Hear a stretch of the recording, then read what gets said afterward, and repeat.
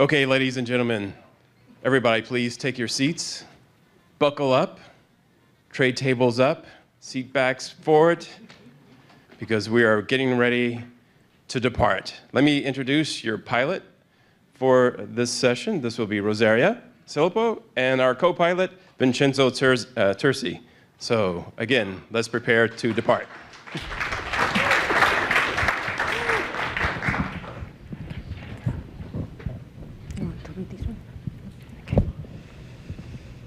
Okay, so welcome everybody to this flight. I am Vincenzo, will take care of you during this flight. And you have heard many times already, I think your flight is boarding now, that means you have to hurry up, unless the flight is late.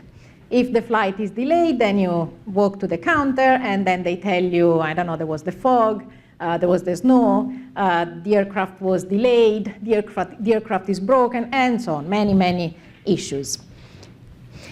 So that's what we are exactly what we are going to talk about today. They have asked us some time ago to investigate this problem and to define if it was possible to predict departure delays for flights, and to find out which were the most probable causes. So that's what we are going to try to do today.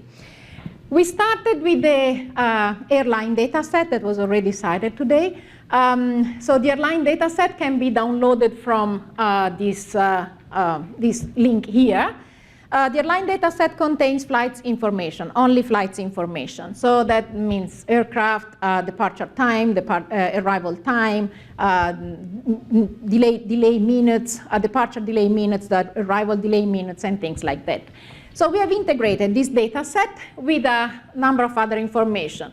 Here at this link, we have found some Excel files, including weather information for the dates that were included in the airline data set. Here, we have found another CSV file that was associating a city with an airport code. From here, we have downloaded the US holiday calendar that was in an SQLite file. And then here, that was actually Bernd, he found a website that included all the information about the maintenance data of each aircraft. So this one we didn't have, there was no file to download. So we built a little web crawling workflow that would take the ID number of the aircraft and then crawl this web page until it was finding all the maintenance repair data for that particular aircraft. So we have a little web crawling workflow here. Here, this was Phil. He found some images about some radar images about the sky, again in the same dates that were reported in the airline data set. So in the radar images, we ran some image processing workflow, and we extracted, so the idea was just to check if there were some anomalies in the sky in those days or not. And then, that's still from Phil, he found some Stormwatch database. From the Stormwatch databases, we downloaded the notes of the Stormwatch team, and the idea was to run some text processing and find out if it was a storm day and how high the danger was, the danger degree was. And then finally we connected to Twitter to just check the sentiment around that particular airport that day. Okay, so now if we were just young and inexperienced data scientists, we would immediately dive into training a model. But we are now expert pilots.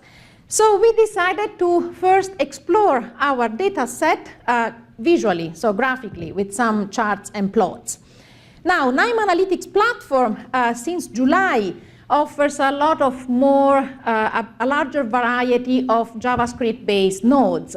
So here are the ones that we have used. They are only a subset of the ones that are available. So the JavaScript-based nodes, in my opinion, they have three main advantages. They produce nice views, and that's always nice to have, a nice plot and a nice chart. You can combine them together. So you can select some of those, put them in a wrap meta node, and then they if you select records in one of the views, they are also selected in the other view. So at the end, you can use one view to control the other views. So that makes the interactivity experience more powerful. And then also the same rep meta node, if executed on the web portal, is going to automatically produce some web pages that they produce a nice guided experience for the end user as well, who doesn't want to open the KNIME workflow. Okay, so for example, here we created a rep meta node, and we put in a sunburst chart, a table view, a parallel coordinates plot, and a network viewer node. So all these JavaScript view nodes are gonna interact each other in a single web page, okay? So see also these light green nodes here, right? So these are all preform nodes. So they produce an input for the view on the web portal, on the web page, okay? So if, for example, in this rep meta node, we add a range slider filter definition node, so actually we are adding a slider on our web page that will interact with one of these or all of these JavaScript view nodes. So, but let's see it for real. So we have built this workflow with a number of rep meta nodes and that contain some of the visualization techniques. So if we take as example the graph and coordinates rep meta node, we right-click on that and then click on interactive view. This is the page that we are gonna see. So in this page, we have two items. We have the network, actually three items. We have the network viewer, we have the parallel coordinates plot, and we have the slider definition node. So the network viewer, I really like this visualization. So its center is Chicago International Airport. And all the nodes, the final nodes, actually are the destination airports. And all so the origin airport, the Chicago International Airport, and the final nodes, the destination airports, are all connected by edges. So each edge here corresponds to a specific air carrier. This is also called a multi-edge graph because there are multiple edges connecting the origin airport with the destination airport, with the final nodes. So here, for example, we have so also the thickness of each node corresponds to the number of flights run by a specific air carrier. And below, we have the parallel coordinates plot, which shows different y-axis, and each axis actually represents a specific delay for each air carrier. So we have delay caused by weather condition, we have delay caused by security reasons, and so on and so forth. So we can also make this parallel coordinates plot interact. So we can select some of the lines on one of the y-axis, and then move on the y-axis, and then other lines will get highlighted. Then we have, so the third element here is the slider definition node. So this will allow us to select specific data based on the arrival delay in minutes. So if, for example, here we have, so the slider considers from minutes from between -1 and 17. So if, for example, we select data between 15 and 17, the parallel coordinates plot will show only the lines that will be in that range, okay? So let's go on the web portal. So the workflow before was suitable for a person who's comfortable around KNIME workflows, but then of course we work with a lot of other people, and some of them are not comfortable already. They don't have the time to go into details in a KNIME workflow. So let's see how it works on the web portal then, on a web browser. So first I need to connect to the web portal with my credential, my own credential, and I will have access to the workflows that the administrator allows me to access. So here we are. So I have the list of the workflows that I can execute, and I start the execution of the workflow. This is the first page that the user can see. So I can select the origin airport, which in this case is Chicago International Airport. And next, here we start our trip of the visualization. So here we have a pie chart, a bar chart, and a table. The pie chart shows the percentage of flights run by a specific, for each air carrier between the 2007 and 2008. So for example, we have that, I don't know if you can see it, but the air carrier MQ, the red one here, was performing like 24% of the flights between this time period in 2007 and 2008. And then the bar chart. The bar chart shows the departure delay ratio by carrier. And all the bars, so here we have in blue the percentage of delays, and in orange the percentage of no delays. And this information is available for each air carrier. And we see that EV here, the first one, actually had some problems between 2007 and 2008. They had like 40% of the flights delayed. And the table below here shows some basic statistics of the features that we used in the dataset. So next page, here.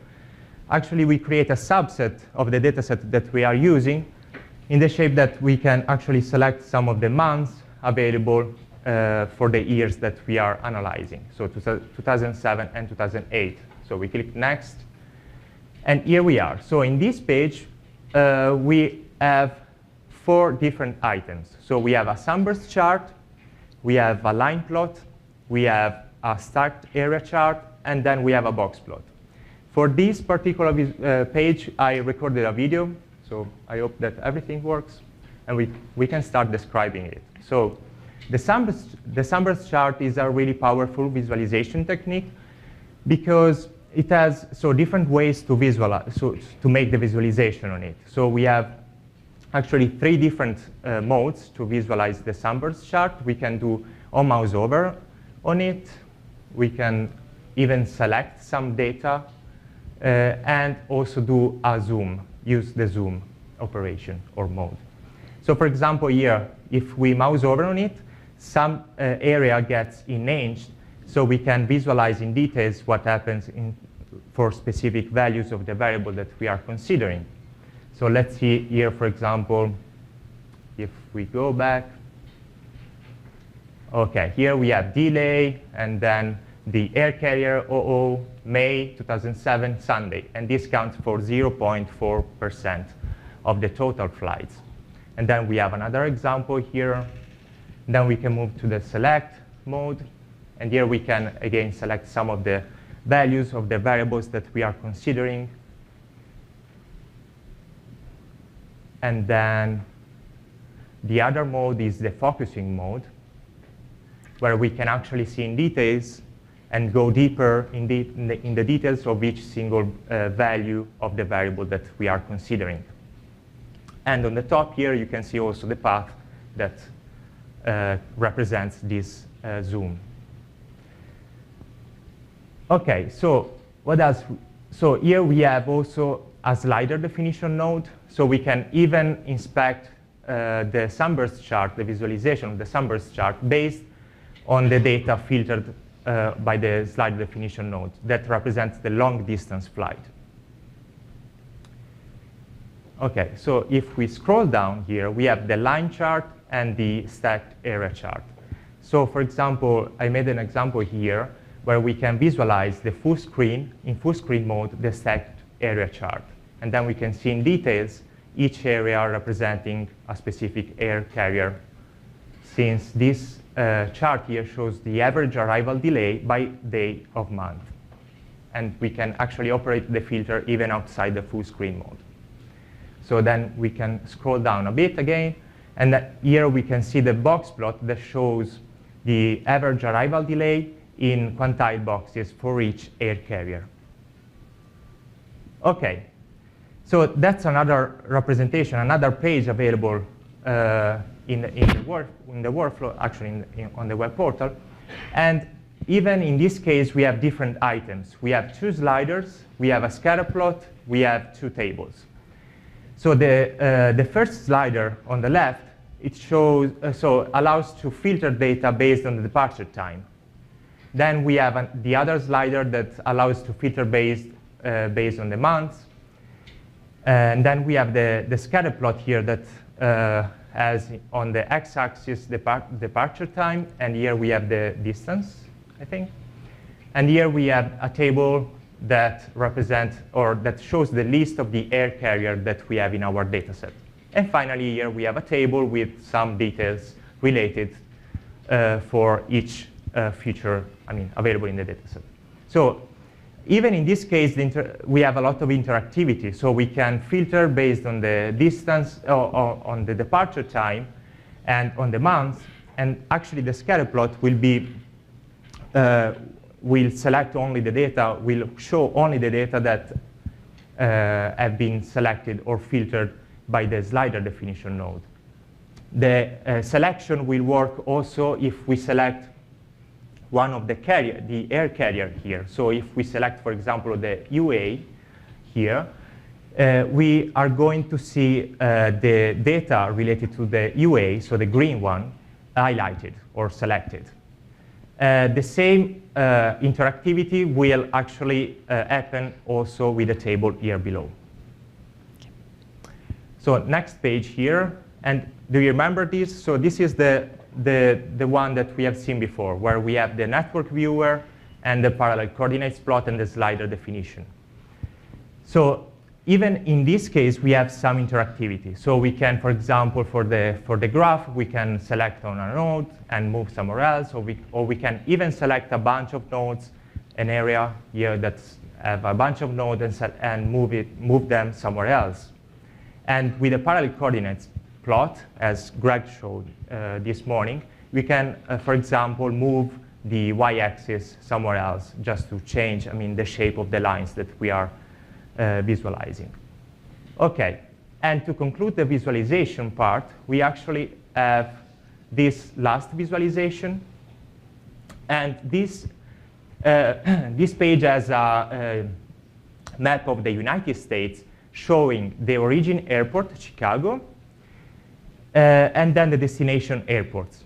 What we do here is that for each air carrier, we can select one of those, and then what we are going to see on the map are the connection or the destination airports for managed or handled by each air carrier here. Okay, so this is not available. This is not a node that is available. So we don't have a specific node that shows maps, right? So we need to create this visualization. And we do that with a generic JavaScript view nodes. So this was developed by Christian. So thank you, Christian. So okay. Yeah. Okay, so we have finished now with the visualization part. We have discovered, for example, that the EV airline had problems with delay in 2007 and 2008. We have discovered that most of the flights are actually on time, for good luck, and only some are not on time. So we have discovered a few facts. So now we can start with the classical analysis. Can we do the prediction? The other question was, can we do the prediction of departure delays? Sure, we can do that. We have the data. We can build a workflow. The workflow can cover all the phases of the CRISP-DM model, so the CRISP-DM cycle. So we are going to collect the data here, do some data blending. Here we are going to do the data manipulation and the model training. And then here we are going to do the model evaluation and choose the best model, for example, right? So this is all okay. But we were talking before during lunch that what happens if I have to leave, if I am not going to be available for the next 2 months for some reason, then somebody has to take over my workflow. They don't want to train a logistic regression anymore. They want to train a deep learning model, right? But then they have to open the workflow. They have to change the model. They have to change the settings. It's something that an expert can do, but if I leave my workflow to somebody else who's not an expert for the next 2 months, I can't expect that he's going to change the workflow, for a new model. So in this case, then, we would rely again on these JavaScript-based nodes, and we would put them together in a way as to produce some web pages on the web portal that guide my substitute, my end user, who for 2 months is going to take over, is going to be guided through the whole process of training a model. So all the steps, step by step, exposing only the details that he can change for sure without making too many mistakes. So let's see how we did it. Okay, so here we added also some quick form nodes, the one that I introduced before. So for example, let's start with these red meta nodes here. So the choose target variable and algorithms. So here we have a number of quick form nodes that allows the user to choose the target variable for training the models. And then also we have a table that allows the user to select the models to use for training them. Then we have the model training phase here in this meta node. And then once the models have been trained, actually we can evaluate the prediction. So the first red meta node here, rock curve and lift chart selection, allows the user to visualize the ROC curve with the evaluation of the models that he has chosen. And then also we have a table that allows the user to select 2 algorithms to visualize the lift chart, again for evaluation of the models. And this lift chart will be visualized in this other red meta node, ROC curve and lift chart. So here we will have like a summary of the evaluation. So we will have the ROC curve plus the lift chart. And finally, in this red meta node, the user has also the chance to select the algorithm to be saved and then used in production later on. And that's what happened. So what happened in this last red meta node is that the user can actually download the best performing model. So let's see it again on the web portal, how it looks like. We don't need to access to the web portal again. We can start the execution of the workflow. And this is our first page. So first, the user can choose a year for training, in this case 2007, and then he can choose the year for testing, in this case 2008. So click next, and here we have the table. So first we can select here on the top the target variable, and then here we have the table where the user can select the algorithms to be trained. So here, for example, we select the decision tree and the current model. So the decision tree will be trained in the next phase, and the current model will be retrieved with all the PMML settings. So click next. And here, actually, we don't see any visualization page for the training phase. We already go on the page that shows the evaluation of the models that we have trained. So here we see the decision tree and the current model in the ROC curve. And then we have a table that allows the user to select 2 algorithms to create the lift chart that will be visualized in the next page, which actually presents a summary of the evaluation of the training of the models. So we have first the ROC curve, again, and then the lift chart with the 2 models, decision tree and current model. And then finally, we have a table that allows the user to select the best performing model that can be saved and then used later on the production environment.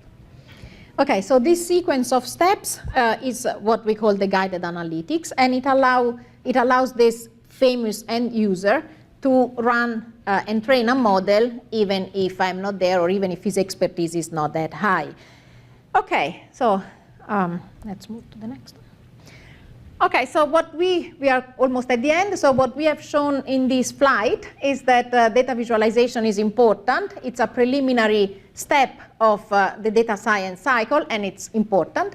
That the new JavaScript-based nodes offer a large variety of visualization techniques, that the composite views of the JavaScript nodes are very helpful in enhancing the interactivity experience, so in controlling one view from another view, and in trying to explore different dimensions of the data set, and that it's possible to run the same workflow with more limited flexibility on the web portal and for full completely on the KNIME Analytics platform. We have also learned that the guided analytics can be run from a web browser, and it's useful to guide the end users through the whole data science cycle. These are the links to the two videos. So what we have described now today is reported in these two videos. The first one about data visualization using the JavaScript-based nodes in KNIME, and the second one more about the full guided analytics workflow. And now, on behalf of KNIME, we thank you for flying with us today.